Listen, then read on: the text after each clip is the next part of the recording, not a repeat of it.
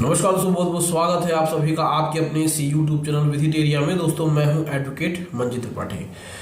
दोस्तों आज की इस वीडियो में हम आपको बताएंगे कि एनबीएफसी कंपनी से अगर आपने कोई भी पर्सनल लोन, अनसिक्योर्ड लोन या सिक्योर्ड लोन लिया हुआ है और आपने उसमें डिफॉल्ट किया हुआ है 1 से 2 ईएमआई और आपके पास रिकवरी एजेंट्स के कॉल्स लगातार आ रहे हैं, दिन में 100, 200, 300, 400 कॉल्स आ रहे हैं और आप इतने परेशान हो गए हैं कि आप उनके कॉल्स को अब उठाना नहीं चाह रहे हैं, क्योंकि एक कॉल आती है वो कट जाती है, दूसरी कॉल आती है, तीसरी, चौथी, पांचवी, इसी प्रकार से आपको लगातार 100-200 कॉल्स आती रहती हैं। अब इतने कॉल्स को अटेंड करना बहुत ही मुश्किल है।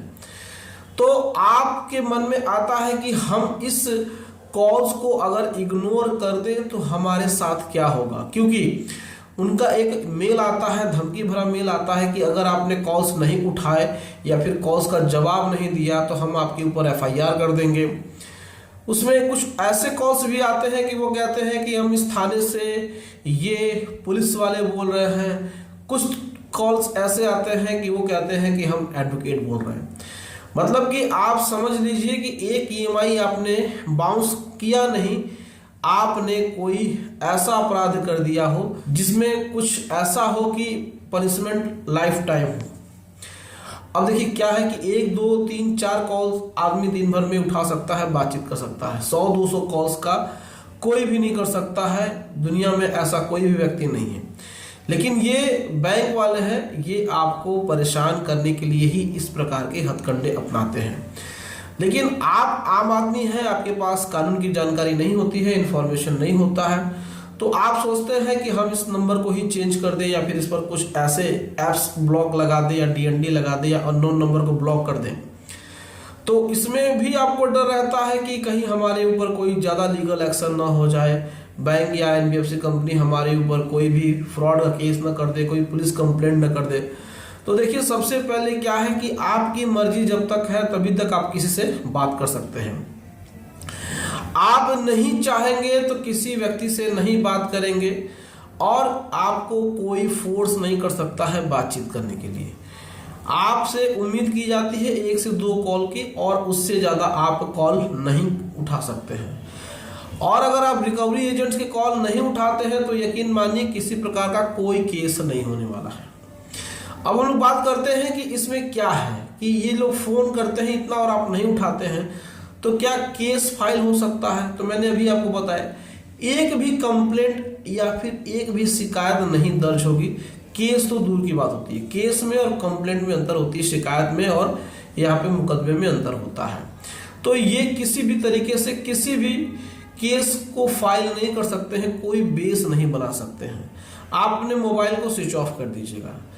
देखिए सबसे पहले तो मैं आपको बता दूं कि आप सबसे पहले इनको इन्फॉर्म कर दीजिए, एक मेल कर दीजिए जितने भी कंपनी के, रिकवरी कंपनी के या फिर जितने भी एनबीएफसी कंपनी से आपने लोन लिया है, ऐप से लोन लिया हुआ है, सबके हेड ऑफिस में आप मेल कर दीजिए कि हम 5 से 6 कॉल से ज़्यादा हम रिसीव नहीं कर सकते हैं।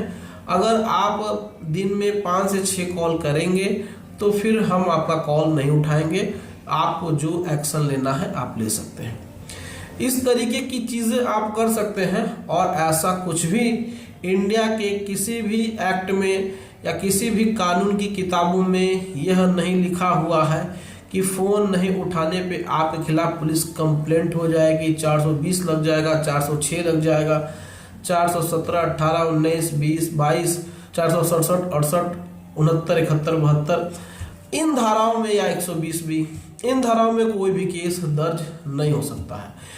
केस दर्ज करने के लिए प्रूफ होने की ज़रूरत है, यानी कि उनके पास एविडेंस होना चाहिए और वो एविडेंस मजबूत होना चाहिए।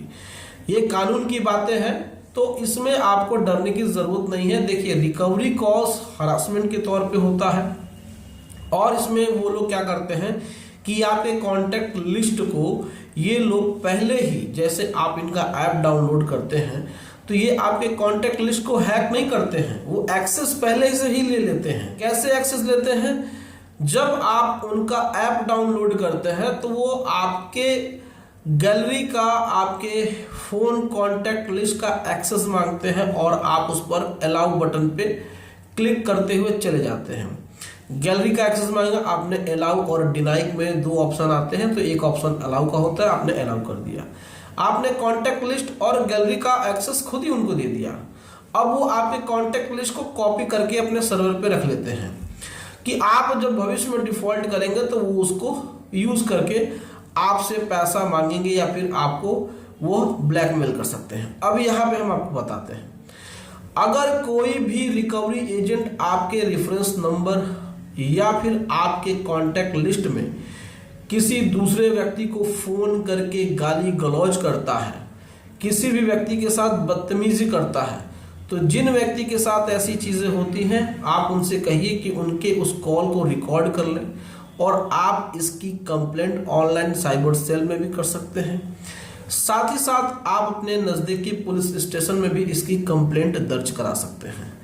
1 मिनट से ज़्यादा अगर वो बातचीत होती है तो अगली बार से उनके उसको हो सकता है कि पुलिस ट्रेस करे, हो सकता है कि कुछ चीज़ें उसमें से निकल करके आए, तो फिर ऐसे एथोराइज बैंक का जो मैनेजर है, यानी कि जब भी वो रिकवरी एजेंट बात करेगा तो वो अपना नाम और अपना डेजिग्नेशन, यानी कि कहाँ काम करता है, किस पद पे काम करता है, किस बैंक के लिए काम करता है, वो ये तो ज़रूर बताएगा। अगर वो ये बताता है तो फिर उस बैंक का जो भी एथोराइज ऑफिसर है उसके खिलाफ क्रिमिनल केस फाइल होगा और उसके खिलाफ कंप्लेंट दर्ज होगी, उसके खिलाफ हो सकता है तो मुकदमा भी दर्ज होगा। लेकिन आज हम आपको बता दे रहे हैं कि आपको घबराने की ज़रूरत नहीं है, डरने की बिल्कुल ज़रूरत नहीं है कि फ़ोन कॉल्स नहीं उठाने पे आपके खिलाफ कोई भी आपराधिक केस दर्ज हो सकता है या कोई मुकदमा पंजीकृत हो सकता है। किसी प्रकार से कोई भी इशू नहीं है। फ़ोन को बंद कर दीजिए और आप उनको पहले एक मेल जरूर डाल दीजिएगा कि हमारे साथ ऐसी चीज़ें हैं, हम जॉब पे हैं, हम ऑफिस में हैं, तो हमें इस समय ही फ़ोन किया जाए और हमसे दिन में 24 घंटे में 1 से 2 व्यक्ति ही बात कर सकते हैं। इसके अलावा अगर ज़्यादा आएगा तो हम फ़ोन कॉल्स नहीं उठाएंगे, आपको जो मर्जी है करना है कर लीजिए, ये कह करके आपको फ़ोन डिस्कनेक्ट कर देना है। यकीन मानिए दोस्तों, कानून की किसी किताब में नहीं लिखा हुआ है। अगर कोई ये कह दे कि कानून की किताब में ये लिखा हुआ है आपको जेल हो जाएगी या फिर पुलिस केस हो जाएगा या एडवोकेट आ जाएंगे तो वो हो जाएगा, ऐसा कोई साबित कर दे तो हम मान जाए।